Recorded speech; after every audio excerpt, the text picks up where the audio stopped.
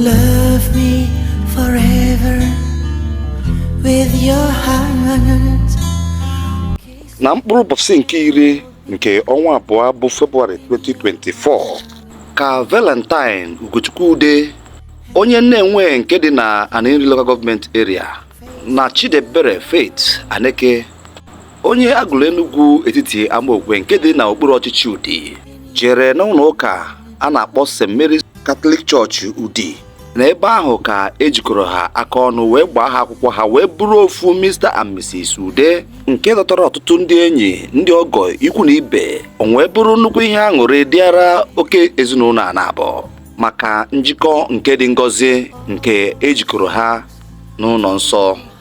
Ngwa ngwa ka emesịrị njikọ nke dị ngọzi n'ụlọ nsọ enwee si n'ebe ahụ wee nawa n'ezinụlọ ndị be Aneke obodo ebe a nọkwazi wee mee njikọ nke omenala bụ ịgba nkwụ na iweta ọjị. Ma tupu esi n'ụlọ nsọ wee na fada gwara ha okwuchukwu wee gwa ha na ọkwa ndidi ka eji anụ alụmdi na nwunye. Ọ gakwara n'iru gwa ha na mgbaghara ga-adị mgbe niile na ha mara na ha ga-anọgide na ha agaghị eso ndị arụkwaghịm ndị ọgbọ ọfụ na-eme na mgbe a ka ọ gwasịrị ha okwu agbamume nke dị na alụmdi na nwunye. A gakwara n'iru ụlọ nzukọ nke a na-akpọ ọlta ijikọ ha aka ma kwee nkwa na ha ga-anọgide ike n'ebe ha nọ. Dịka ha mesịrị nke a ha wee jee ngwa ngwa ma tinye aka n'akwụkwọ ma gosi na ihe ha kwere na nkwa na ha kwesịrị ike. Ha wee jikwaziri ohere a wee nara akwụkwọ asambodo nke agbamakwụkwọ iji gosi na ha mezuru dịka iwu ụlọ nsọ si wee kwu. Ngwa ngwa mgbe emezuru nke a ha wee pụta ilo wee sesie ihe onyonyo a na-akpọ foto wee nawa na ezinụlọ Ogbaagụ na-agụlụ Enugu etiti Amaokwe nke dị na Udi Local Government Area nke Enugu Steeti. N'ebe ahụ ka ha nọ mee mmemme agbamakwụkwọ nakwazi mezue ihe dị m na alụmdi na nwunye dịka omenala Igbo siri wee kwu, dịka inweta ọjị nwaanyị ya na ịgba nkwụ nwaanyị dịka o si dị n'uju. Ngwa krienu ka o si mee n'ezinụlọ ndị be Aneke obodo n'Ogbaagụ family nke dị na Enugu etiti Amaokwe. Ngwa klienu ka ya bụ mmemme si mee n'uju. Daalụnụ.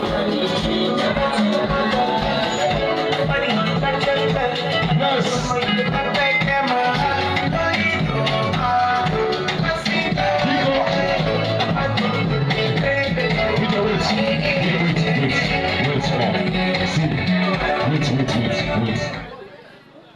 You see, the first phase don't go. Yes, sir.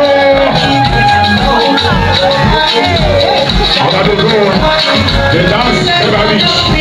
We go back and we'll just like I wouldn't play for the garden. But I will leave the light in the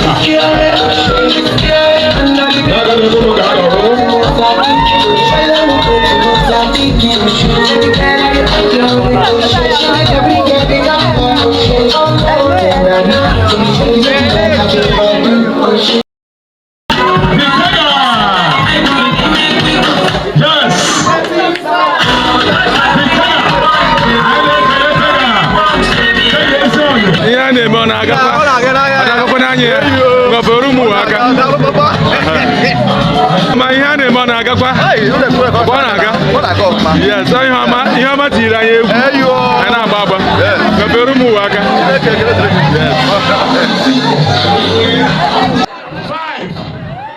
5, 4 Adakụkpa Kemba.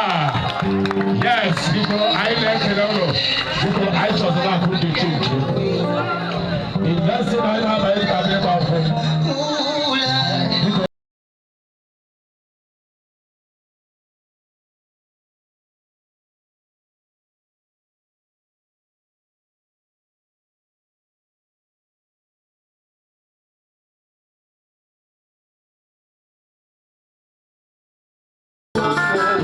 Enugu State, I salute you. You are highly welcome. I am singing no. You are welcome, sir. I am singing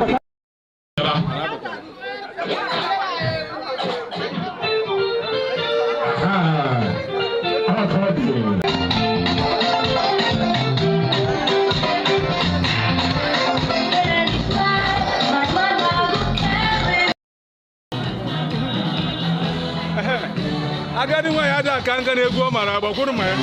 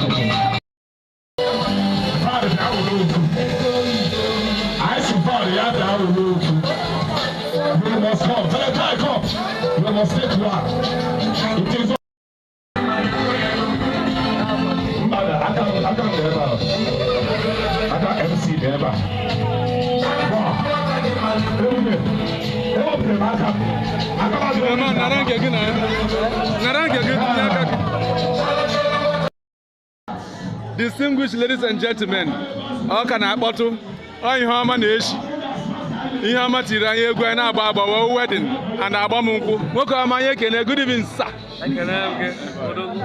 Ka iji asmile dịka ọkụkọ eghere eghe Jesus Christ nwanne gị nwoke biko ka ihe na-ewish nwanne gị on his special day. Lovely. Lovely.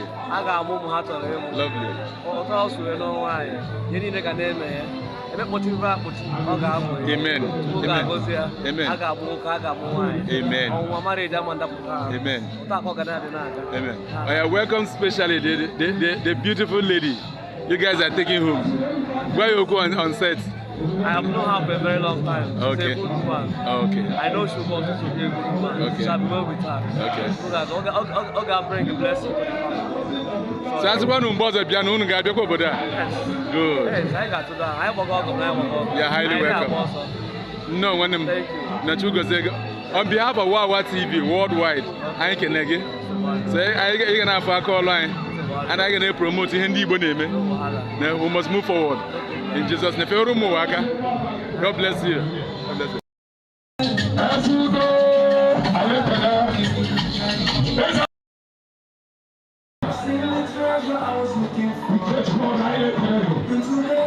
yes.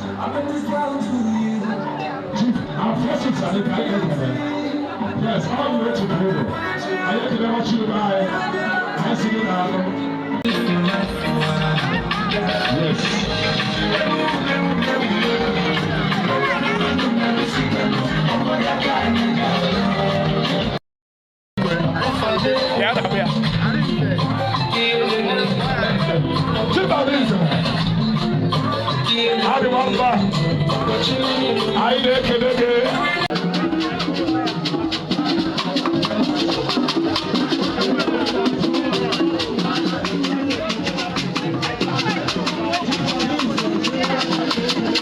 God is going to be with them.